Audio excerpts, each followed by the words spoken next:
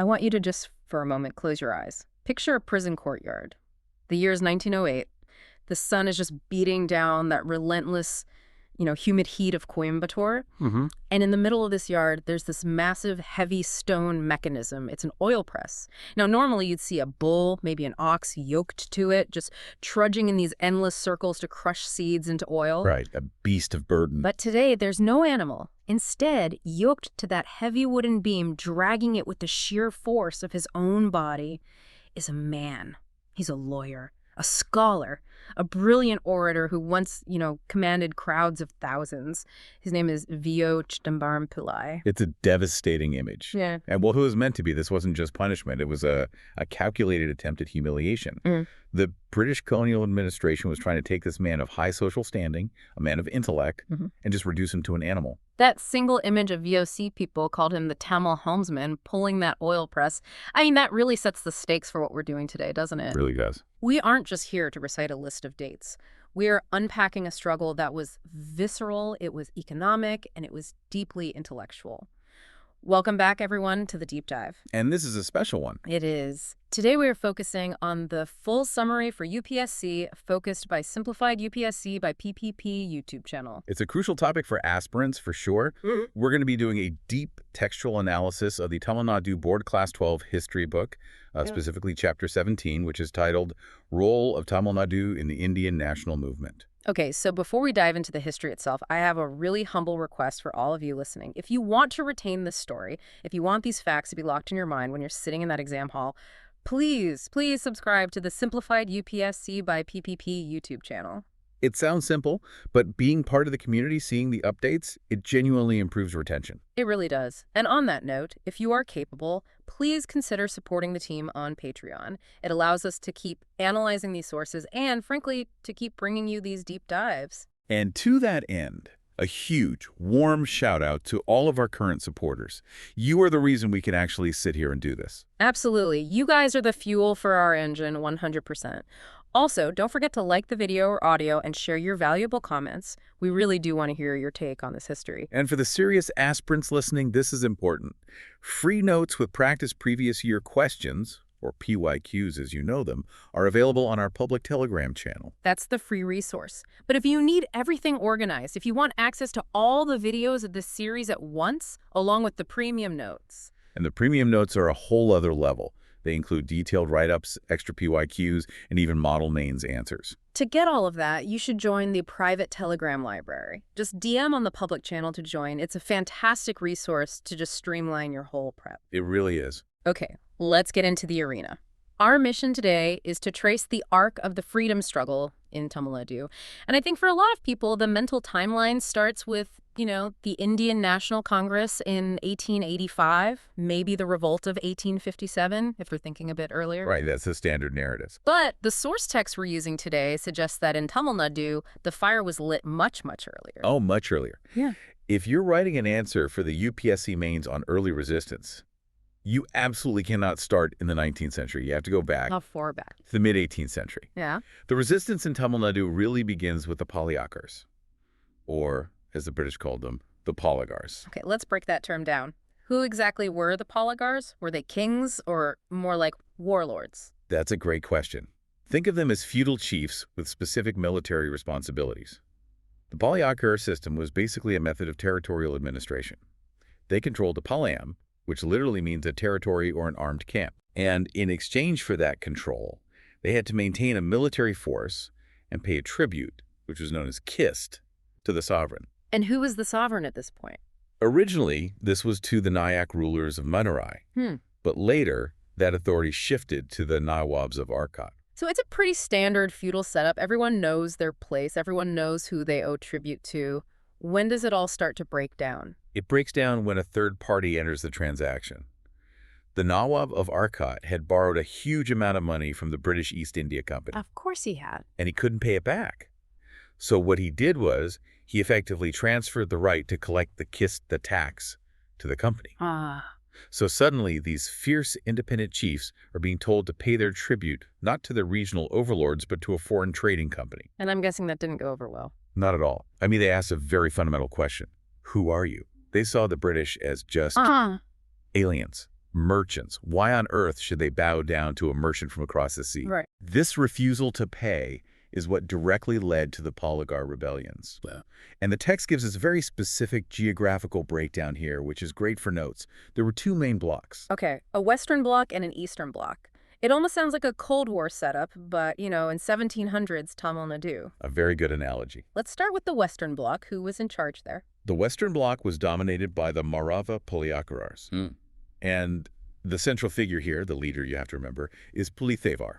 He was based in a place called Thevar. Puli Thevar. Yes. And he's historically so significant because he is arguably the first person to organize a proper confederacy specifically designed to oppose the British collection of tribute. He was trying to get other chiefs to join him. So he's the pioneer of defiance, really. What about the Eastern Bloc? The Eastern Bloc was led by the Telugu Palayakkarars. And this is where we meet a name that is probably the most famous in Tamil folklore from this entire era, Kattabomman of Panchalam Kuruchi. Kattabomman, yeah. His name is just synonymous with bravery and defiance. But let's put our analyst hats on for a second. Was this nationalism as we understand it? Or was it more like a landlord protecting his revenue stream? That is the crucial distinction an aspirant needs to make. It's a fantastic point. The source text makes an important analytical note here. While their bravery was absolutely undeniable, Kattabomman was eventually captured and hanged, and he faced his death with immense dignity. These were what the text calls localized rebellions. Localized. Exactly. They were fighting for their traditional rights, for their territory, for their feudal status. They weren't fighting for India as a unified political entity. I mean, that concept didn't really exist for them yet. So it's resistance, but it's what we might call pre-nationalist resistance. Precisely. It was a desperate attempt to preserve the old feudal order against a new, encroaching imperial power. Yeah. But we shouldn't diminish it. It absolutely laid the groundwork for that spirit of defiance. And the British response was predictably brutal, I assume? Incredibly brutal.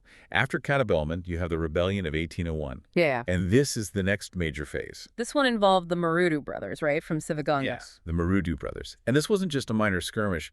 The text we're using actually compares the 1801 rebellion to the Great Revolt of 1857 in terms of its intensity and scale in the region. Wow. The British actually called it the Second Polygar War. So what made it so significant? What was different this time? It was the scale of the coalition they tried to build. The Maruthu brothers issued something called the Tirupur Proclamation. And this wasn't just a call to arms for their own people. It was a call to unite against all Europeans. So they were thinking bigger. Much bigger. It transcended just one Palayam. It was a conscious attempt to gather a confederacy of chiefs from different regions. They had realized that fighting individually was basically suicide. They had to fight together. A hard-learned lesson. But despite this coalition, they still lost. They lost. The British military machine was just too organized, too disciplined. The leaders, the Maruthu brothers, were hanged. Others were banished to penal colonies, like Penang in modern-day Malaysia. And after that, the Palayakkarar system itself was systematically dismantled. So the British made sure this could never happen again. Exactly. They wanted to ensure no feudal chief could ever again rise up and challenge their authority. So the forts are dismantled, the chiefs are gone, but you can't just dismantle the anger. And just 5 years later, in 1806, it explodes all over again. But this time, it's not the rulers who are fighting, it's the employees. The Vellore Mutiny. This is a vital shift in the nature of the resistance. The Vellore Mutiny of 1806 was a sepoy mutiny.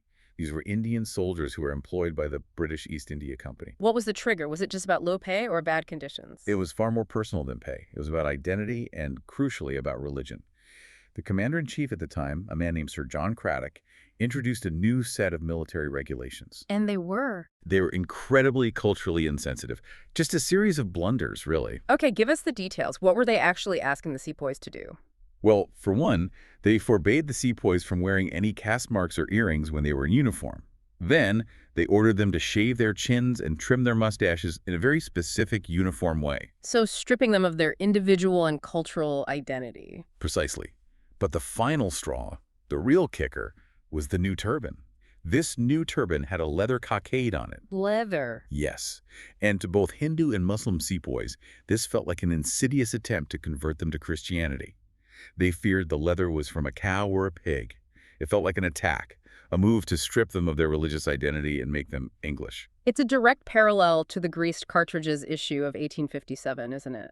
That same religious anxiety triggering a military revolt. The parallel is absolutely striking, and the mutiny broke out on July 10, 1806.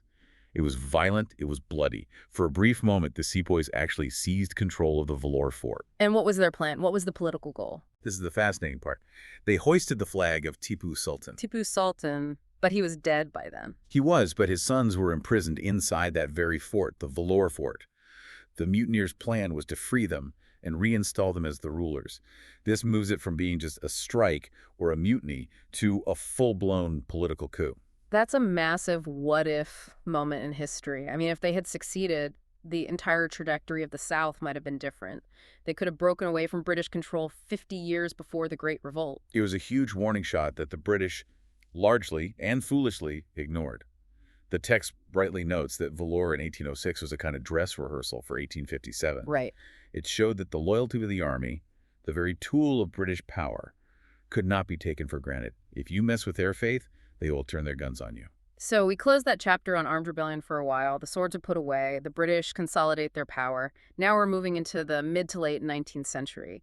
And the battlefield changes completely, doesn't it?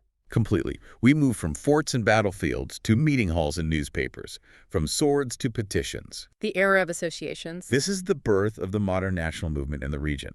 The weapon is no longer the sword, it's the argument. The text highlights the Madras Native Association, or M&A, which was founded way back in July 1852. 1852, that is quite early. That's even before the 1857 revolt. Who were the brains behind this? The key figures were Lakshmanarasu Chetty and Srinivasa Pillai. And just note the name, Madras Native Association. It was an organization created specifically to voice the grievances of the native population against the policies of the East India Company. What kind of grievances were they talking about? Mostly economic and administrative stuff. They were sharply critical of the revenue systems, the way taxes were collected, and the total lack of representation for Indians in the government. They sent petitions to the British Parliament. So it wasn't about independence yet. Not at all. It was about better governance. But it set a hugely important precedent. It showed that you could organize politically, that you could create a formal body to challenge your administration. But the M&A eventually faded out, didn't it? The real heavy hitter arrives a few decades later, in 1884, the Madras Mahajana Sabha. Ah, yes, 1884. And just think about that date. It's just 1 year before the founding of the Indian National Congress. So that's the connection. That is the connection that aspirants absolutely need to make. The Madras Mahajana Sabha, or MMS, was a classic pre-Congress association. That's a key topic for prelims. Who founded it? The main founders were P. Anandacharlu and P. Rangaya Naidu. These were the new educated elite, lawyers, journalists. And the text notes that the MMS prepared the organizational ground. So when the INC was formed in Bombay in 1885, the Madras Mahajana Sabha didn't compete with it. They supported? They became its southern wing, essentially. They provided the regional infrastructure for the National Party. The text mentions something interesting about the scope of their work. They held something called the Madras Provincial Conference in 1892. What was that about? That's a really crucial detail. One of the main criticisms leveled at the early Congress was that it was just an elitist urban club, lawyers talking to other lawyers in big cities like Bombay and Calcutta. Right, out of touch with the masses. Exactly. The Madras Mahajana Sabha tried to counter that. By holding this provincial conference, they were actively trying to mobilize people in the rural areas. They were taking the political discussion out of the fancy clubs in Madras City and into the countryside. And what was facilitating this whole conversation? The press, I imagine. You can't have a modern movement without media. And that's where G. Subramania Iyer comes in. He was an absolute titan of this era. He founded 2 major newspapers, The Hindu in English and Swadeshi in Tamil. Okay, so why both languages? Why the dual approach? It was a very clever strategy. The Hindu was to talk to the British and to the educated Indian elite, to speak truth to power in their own language, to make logical arguments they couldn't ignore. And Swadeshi.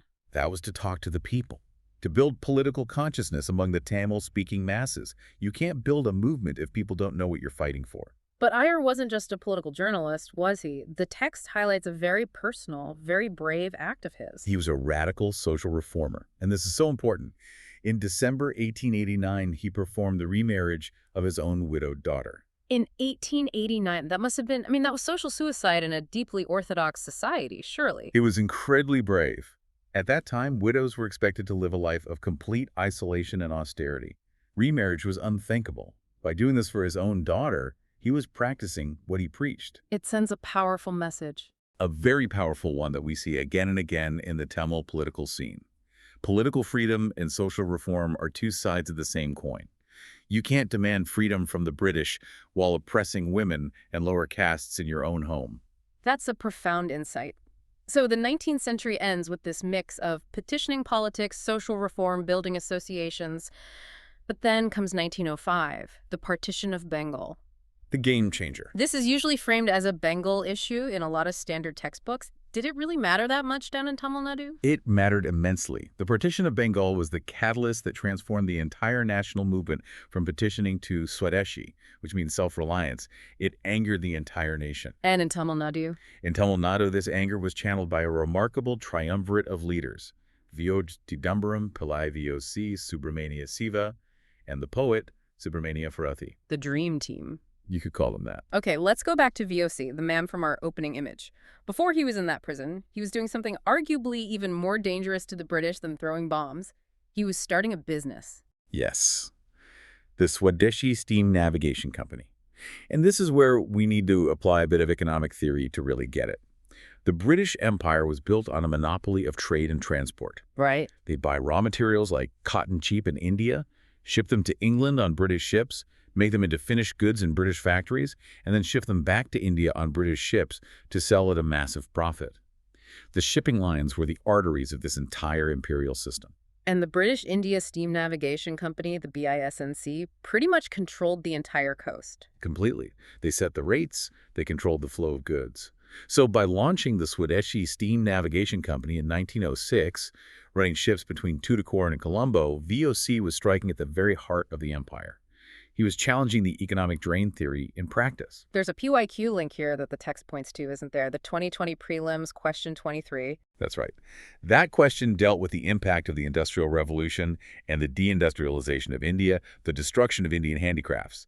VOC's strategy was a direct, practical answer to that. He was saying, we won't just boycott British goods, we will build our own Indian infrastructure to replace them. So it was constructive Swadeshi. Exactly. He went out and bought two actual steamships, the SS Gallia and the SS Lavo. This was real. And the British didn't exactly play fair, did they? Not at all. It was a vicious price war. The British company, the BISNC, reduced their fares to almost nothing. At one point, they were literally offering free rides just to bankrupt VOC's company. Wow. But he held on, supported by the nationalistic spirit of the local merchants and the public who bought shares. But VOC didn't just stop at shipping. He was also deeply involved with labor rights. This is the second pincer of his attack on the colonial system. In February 1908, he helped organize and lead the Coral Mill strike. He was advocating for better wages and better working conditions for the Indian mill workers. So just think about this from the British perspective for a second. Here is this one man who is building a rival shipping fleet to break your trade monopoly, and he's organizing the cheap labor that your factories depend on. Exactly. He is a double threat. He is attacking both capital and labor. That made him incredibly dangerous to the colonial state. And the climax of all this tension was the Tirunelveli uprising in 1908. Yes. In March of 1908, the nationalist leaders, including VOC and Subramania Siva, organized a public celebration for the release of Bipin Chandra Pal, the great Bengali leader. And the British? The British banned it. VOC and Siva defied the ban. They were promptly arrested for sedition. And the city just exploded. It did. The arrest of these beloved leaders sparked riots in Tirunelveli and Tuticorin. Police stations were attacked. Municipal buildings were set on fire. It was a genuine mass uprising. The British crackdown was, as always, brutal. 4 people were killed in police firing. And VOC was sentenced to? What was the sentence? It was shocking. 2 life sentences. Rigorous imprisonment. And that brings us right back to that image of the oil press. They wanted to break him body and soul. They wanted to show the people, look at your hero. He is nothing but a draft animal now. But while VOC was being silenced in prison, another voice from that triumvirate was getting louder, but in exile. Let's talk about Subramania Bharati. Ah, the poet revolutionary. When the crackdown happened in 1908 and warrants were out for his arrest, Bharati fled to Pondicherry. Why Pondicherry specifically? Simple reason. Pondicherry was a French territory. The British police couldn't operate there, so it became a safe haven for revolutionaries from all over the South. And from there, Bharati edited the Tamil weekly newspaper, India. His contribution wasn't physical infrastructure like VOC's, it was more psychological, wasn't it? That's a perfect way to put it. He used poetry as a weapon. His songs, collected as Swadeshi Geethangal, Songs of the Nation, were absolutely electric. He wrote about liberty, not just freedom from the British, but freedom from fear itself. He brought a new, powerful energy to the Tamil language, making it a language of revolution. And there's another connection here to the 2020 prelims, question 26. Yes, that question was about a Bengali book by Sakaram Ganesh Doskar called Desher Katha. And the book's purpose was to warn against the hypnotic conquest of the mind by the colonizers. Hypnotic conquest, that is such a powerful phrase. It really is. It implies that the British didn't just rule by force. They ruled by convincing Indians that they were inferior, that they were backward and needed to be ruled. And the analysis here is that Bharati was doing the exact same thing in the South with his poetry. So he was dehypnotizing the Tamil people. Yes, he was using their own mother tongue to tell them, you are not inferior, you are sleeping lions. He was trying to break the spell of colonial superiority. So, with the main leaders either in jail or in exile, the mass movement is suppressed. Yeah. What happens next? Does the spirit of resistance just die out? No, it transforms. This is a pattern we see often. When open mass movement becomes impossible, resistance tends to go underground. It becomes more secretive, more violent. This is where we see the rise of revolutionary terrorism. Or, as some would call it, individual acts of martyrdom. This led to the formation of a secret society called the Matha Association. Who was behind that? It was formed by a man named Nilakanta Brahmachari. Their objective was simple and stark: kill British officials to strike terror into the heart of the administration. They wanted to show that even high-ranking British officials were not safe. And this leads us directly to the Ashe murder in 1911, a really tragic and pivotal moment in this story. It is. Robert William Ashe was the collector, the top British official of Tirunelveli. He was a deeply hated figure because he was seen as being directly responsible for the brutal suppression of the Swadeshi movement and the eventual failure of VOC's shipping company. So he was a symbol of British oppression. Who was the assassin? A young man named Vanchinathan. He actually worked for the government in the Forest Department. On June 17, 1911, he waited at the Maniachi Railway Junction. When Ashe's train arrived, Vanchinathan boarded the first-class carriage where Ashe was sitting with his wife. And then? And then he shot him point blank. What happened to Vanchinathan? He ran down the platform into a toilet and shot himself. It was a planned suicide mission from the start. Was anything found on him? Yes, a letter. And the letter was very clear. It stated that this act was done to avenge the insults to the nation and religion, and it warned that thousands of other young Indians were waiting to drive the British out. It reflects such a sense of desperation, almost. It does. It marks that clear shift from mass mobilization, like the Swadeshi movement, to these individual acts of sacrifice. It showed that the youth were willing to die for the cause, but they lacked a broad, organized mass movement to channel that incredible energy effectively. That mass channel seems to open up again a few years later, in 1916, with the Home Rule movement. And strangely, it's led by an Irish woman, Annie Besant. Annie Besant is a truly fascinating figure. She was a theosophist who adopted India, and specifically Madras, as her home. So she centered her political activities right there. She started a newspaper called New India. And what was her main pitch? What was home rule? Her argument was that India deserved Swaraj, or home rule, which was very similar to what the Irish were demanding within the British Empire at the time. It wasn't about total severance from the empire, but about self-governance. And why was this movement so important during World War I? Because the Congress Party was largely dormant then. The moderates and the extremists had split years before, and many of the main leaders were in jail. Besant, along with Tilak in Maharashtra, kept the flame of nationalism alive during a very quiet period. Her Home Rule League gave the movement structure and a voice when it desperately needed one. She sort of provided the bridge, then, between that earlier Swadeshi era and the coming Gandhian era. That's a great way to see it, a bridge. Okay, speaking of the Gandhian era, Gandhi arrives on the national stage. We have 1919, the Rowlatt Acts, Jallianwala Bagh. The entire mood of the country shifts from negotiation to non-cooperation. How did Tamil Nadu take to the Mahatma? They embraced him. But as with everything, they filtered his message through their own unique leaders in their own social context. The non-cooperation movement of 1921-23 was very, very strong in Tamil Nadu. Who were the key lieutenants on the ground? Well, you had the brilliant intellectual giant, C. Rajagopalachari, who was popularly known as Rajaji. You had the fiery orator, S. Satyamurthy. And this is the one that often surprises people. You had E.V. Ramaswamy Naikar, who we now know universally as Periyar. Wait, Periyar was in the Congress. That feels like such a contradiction, given his later role as the father of the Dravidian movement, which was often at odds with the Congress. At this stage in his life, he was a staunch, committed congressman. In fact, he was the president of the Tamil Nadu Congress Committee. He was deeply committed to the Gandhian program, especially the temperance movement. Right, that's the anti-alcohol campaign. Yes. Picketing liquor shops was a major activity of the non-cooperation movement, and it was particularly strong in Madurai. And Periyar was so committed to it that he famously cut down hundreds of coconut trees on his own farm because they were being papped to make toddy, a local alcoholic drink. So he literally sacrificed his own revenue for the cause. He did. So what happened? Why did this incredibly dedicated congressman leave the party?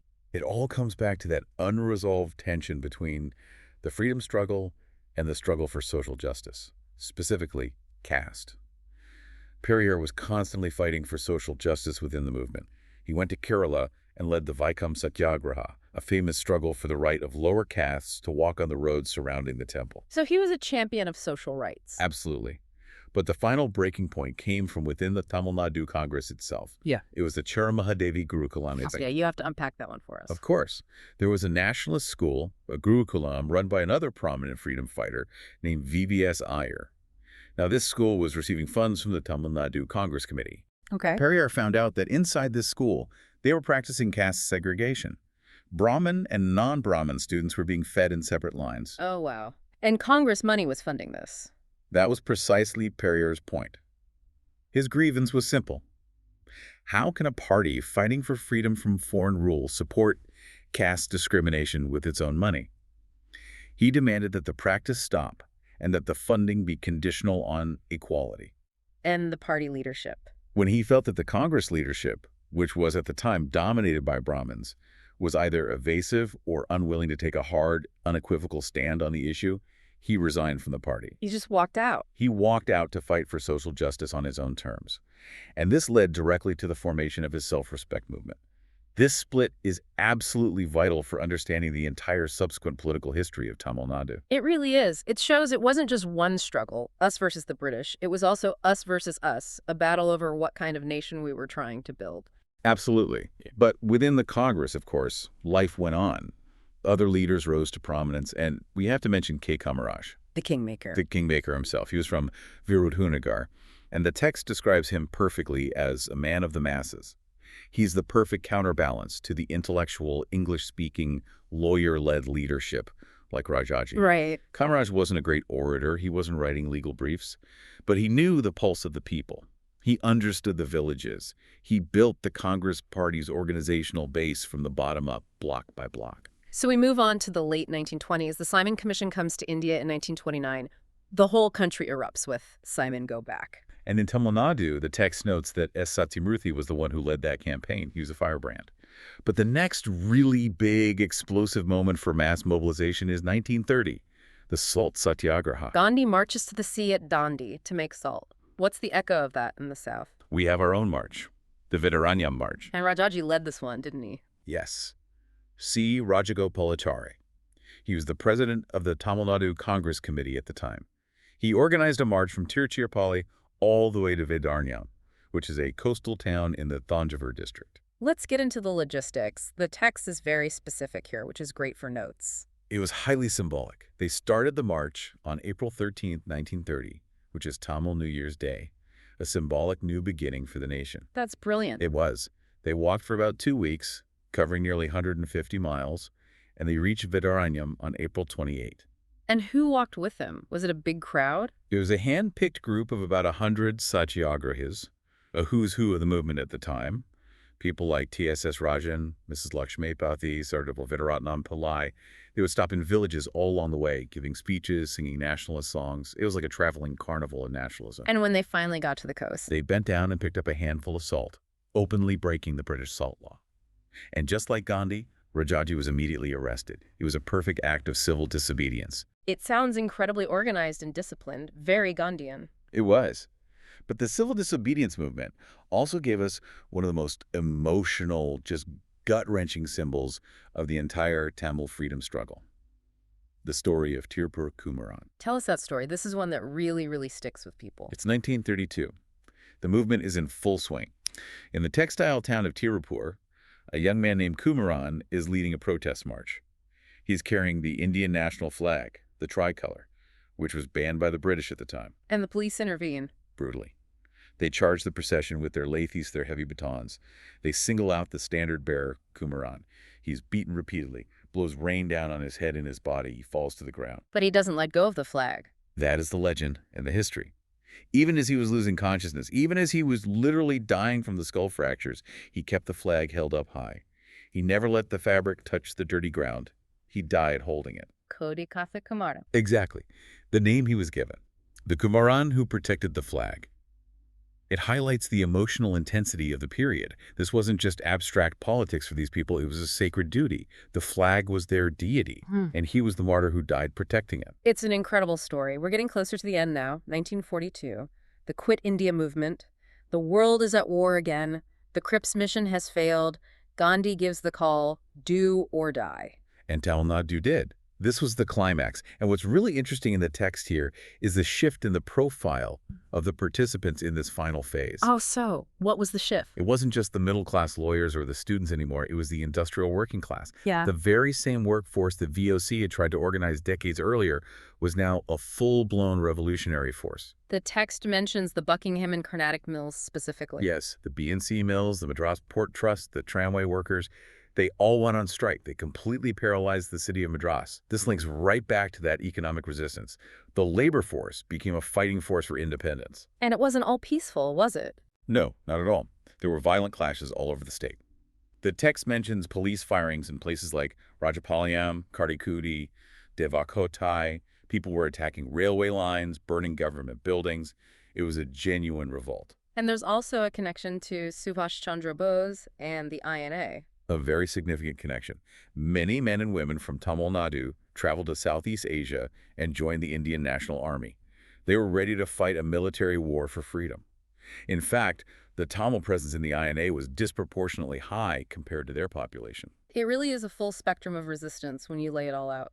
From the feudal lords with their swords, to the sepoys in the forts, to the lawyers with their petitions, the poets with their songs, the social reformers, the factory workers, and finally, the soldiers in the INA.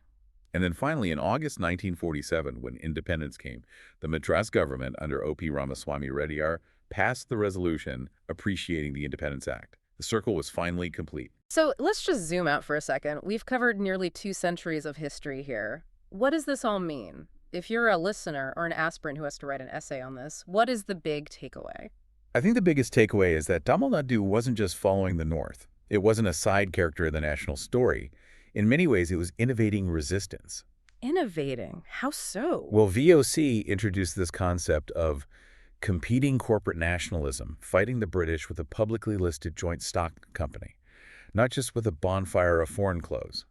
Bharati innovated with linguistic nationalism, using the power of the mother tongue to awaken the masses. Right. And the social reformers like Periyar and Subramania innovated by inextricably linking freedom with social equality. They argued you simply can't have one without the other. That was a radical idea. And the geography of it, from the deep south and Tirunel Valley with the Palayakkarars, to the textile hubs like Coimbatore and Tirupur with the workers, to the political center of Madras, the entire state was mobilized at different times in different ways. Exactly. It completely challenges the notion that the freedom struggle was this monolithic movement led only by a few famous names from the North. It was a rich, complex tapestry, and the Tamil thread was one of the strongest, most vibrant, and most durable ones in it. And it leaves us with a provocative thought, I think. We look at these incredible figures, VOC, pulling that oil press, Kumaran holding the flag while he's dying, and we just have to ask ourselves, what is the modern equivalent of that kind of commitment? That really is the question, isn't it? In a world of, information overload, easy cynicism, and what people call clicktivism, do we have that same clarity of purpose? What is the oil press we would be willing to pull for the sake of our community today? That is something to mull over. History isn't just about what happened, it's about what it demands of us now. All right, that brings us to the end of this incredible deep dive. Before you go, just a quick reminder. If you found this summary useful, if it helped you connect the dots for your UPSC prep, please subscribe to Simplified UPSC by PTP on YouTube. It helps us immensely, and it ensures you don't miss the next deep dive. And if you are capable, your support on Patreon is what ensures we can keep these deep dives coming. A massive, heartfelt shout out to our supporters. You guys really do make this happen, seriously. And don't forget to like this video or audio and share your comments. Did the story of the oil press surprise you? Did you know the details about VOC's shipping company? We'd love to know. Let us know. And for all your study materials, make sure you check the Telegram channels. The free notes and the practice PYQs are on the public channel. And for that premium experience, all the videos at once, the detailed notes, the model mains answers, just DM us on the public channel to join the private Telegram library. It really is the best way to get organized. Keep learning, keep questioning, and we will see you in the next deep dive. Goodbye, everyone.